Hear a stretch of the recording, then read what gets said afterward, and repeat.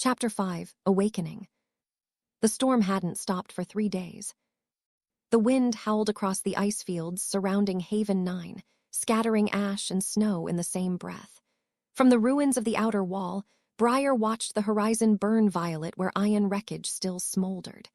The night after the attack, the survivors had buried the dead in the frozen ground, if it could still be called ground. Now only silence lingered, heavy and waiting. He was alive but changed. The Genesis energy hadn't left him. It moved constantly beneath his skin, like a second pulse.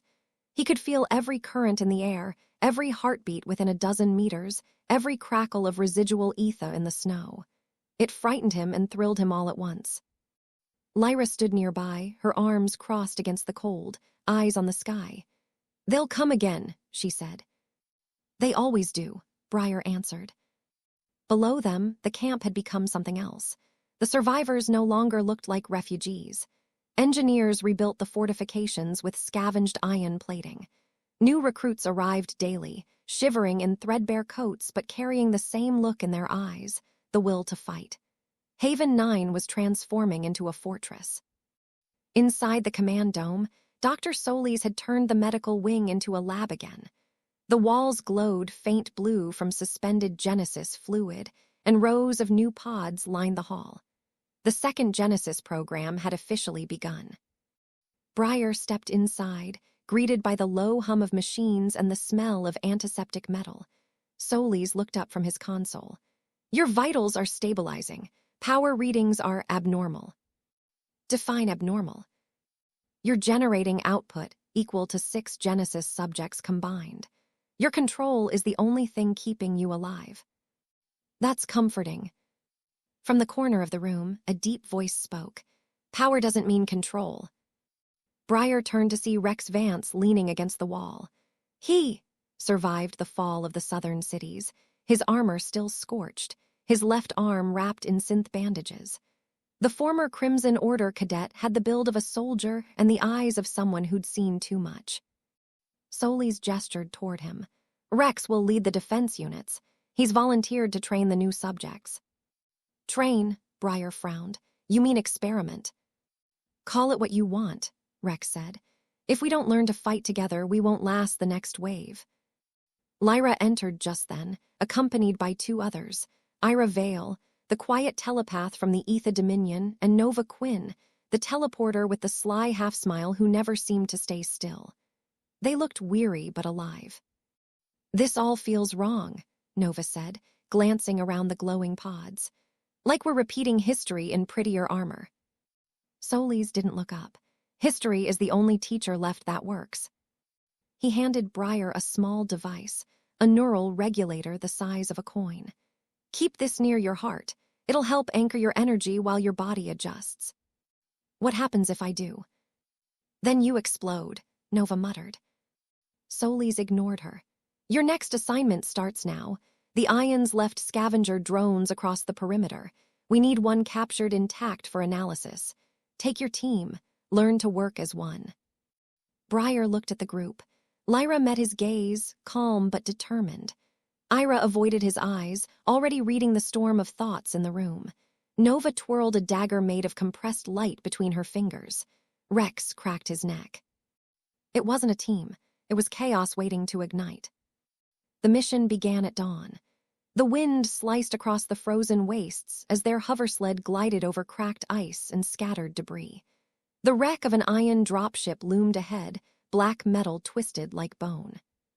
"Readings show movement," Eira murmured, fingertips pressed to her temple. "Something's alive in there, not human." "Good," Rex said. "We need it alive." They disembarked quietly. Briar's skin prickled, the hum of his power reacting to the residual ion energy in the wreck. The air shimmered faintly violet. Inside, the dropship was a cathedral of ruin, walls scarred by battle, runes carved into the hull, faint light pulsing in alien patterns. Lyra whispered, "What is this place?" "Not a ship," Briar said. "A nursery." Pods lined the walls, smaller than human-sized, each containing a fragment of something organic and metallic. One pod still glowed. Inside, a creature stirred, half-formed, its features like liquid glass. Solis' voice crackled over comms. We need that sample intact. Proceed carefully. Rex approached the pod, rifle raised. Looks dormant. Don't touch it, Eira warned. Too late. The creature's eyes snapped open, pure silver. The pod exploded outward in a burst of energy. Briar raised his hand instinctively, the shockwave stopping midair, rippling against an invisible barrier. The creature screeched, its body morphing, limbs elongating into blades of light. Contain it, Rex barked. Lyra flared with golden energy, forming a shield of refracted light. Nova blinked behind the creature, striking fast, but it turned, faster, slashing through her afterimage. Eira screamed, clutching her head. It's inside my mind. Briar moved before he thought. Energy surged through him, wild and uncontrollable. He thrust out his palm. An arc of blue lightning tore through the creature, slamming it into the wall. The explosion of light filled the wreck, then faded into smoke. When the haze cleared, the creature was gone, evaporated into ash. Rex lowered his weapon slowly. You were supposed to capture it. Briar's hands trembled. I didn't mean to. Intent doesn't matter when everything you touch burns, Rex snapped. Lyra stepped between them. Enough, he saved our lives. Rex stared at her, then at Briar. Maybe, but if he can't control that, he's more dangerous than they are. He walked out, his breath fogging in the cold. Nova exhaled. Well, that went great. She vanished in a blink, reappearing near the sled. Next time, remind me to stay invisible. Eira touched Briar's arm gently. It wasn't just power, it was something else. When you struck, I felt consciousness, like the ions were speaking through you. Briar frowned. What did they say? She hesitated. They called you a name, Seed of Genesis. Then everything went dark. Back at Haven 9, Solis studied the readings in silence. You absorbed its energy, completely. That's not possible, not even with the new formula. So what does it mean? Briar asked. It means, Solis said, the ions weren't wrong, you're something new. Rex entered the lab, armor streaked with frost. If he's something new, we need to know whether he's still human. Solis' expression hardened. Watch your words. I watched him annihilate a living weapon with a thought, Rex said. If that's our savior, maybe we're already doomed. He turned on his heel and left. Lyra's voice was quiet. He's scared. He should be, Nova said from the doorway, leaning against the frame. Fear keeps people alive. Solis closed the console. All of you rest. We start controlled trials tomorrow. As they left, he stared at Briar's pulse still glowing faintly blue. His own reflection looked older, more haunted. Seed of Genesis, he whispered. What have I created? Later, Briar found Rex outside near the wall, watching the auroras burn above the ice. You think I'm a threat. I think you're unpredictable, Rex said. That gets soldiers killed. You weren't always a soldier. Rex's jaw tightened. The Order taught me to survive. Now I teach others. That's all that's left. For a moment, neither spoke. Then Briar said, If we win this war, what will you do? Rex looked out across the frozen wasteland. Find a reason to keep fighting. There's always another war. The wind howled between them.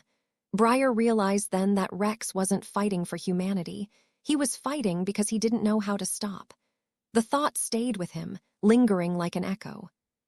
That night, Briar dreamed of the ions again, vast figures of light standing in a storm of stars. One reached toward him, its voice like thunder in his mind. You are ours. He woke gasping, the neural regulator on his chest flickering. The pulse burned hot, and for a moment he saw his reflection in the metal wall, eyes glowing white, lightning veins alive under his skin. He closed his fist until it stopped. For now,